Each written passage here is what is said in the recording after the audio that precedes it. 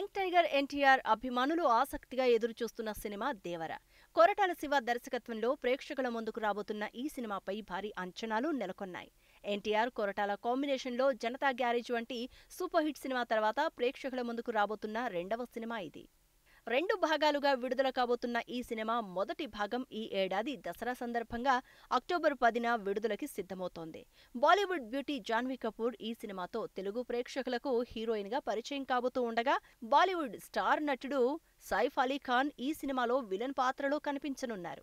రోజురోజుకి ఈ సినిమాపై అంచనాలు భారీ స్థాయిలో పెరుగుతూ వస్తున్నాయి. RRR సినిమాతో పాన్ ఇండియా స్టార్ గా మారిపోయిన ఎన్టీఆర్ క్రేజ్ బాలీవుడ్ లో కూడా ఎక్కువగానే ఉంది. ఈ నేపథ్యంలోనే ఈ చిత్ర హిందీ డిస్ట్రిబ్యూషన్ రైట్స్ కరణ్ జోహర్ 50 కోట్లు పెట్టి కొనుగోలు చేసినట్లు తెలుస్తోంది.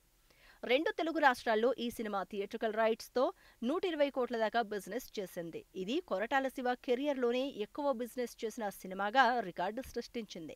ఇక 2 తెలుగు రాష్ట్రాల్లో ఈ సినిమా 200 కోట్ల కలెక్షన్లను వసూలు చేయాల్సి ఉంది. తమిళ్, మలయాళం, కన్నడ థియేట్రికల్ రైట్స్ 50 కోట్లకు అమ్ముడవగా, ఓవర్సీస్ లో సినిమా 27 కోట్ల బిజినెస్ చేసింది. కాబట్టి సినిమా బ్రేక్ ఈవెన్ పాయింట్ కి చేరడానికి 60 కోట్ల దాకా వసూలు చేయాల్సి ఉంటుంది.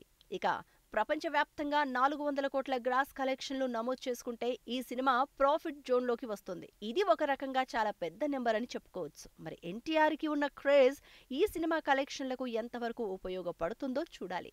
అనిరుద్ రవిచందర్ ఈ సినిమాకి సంగీతాన్ని అందిస్తున్నారు.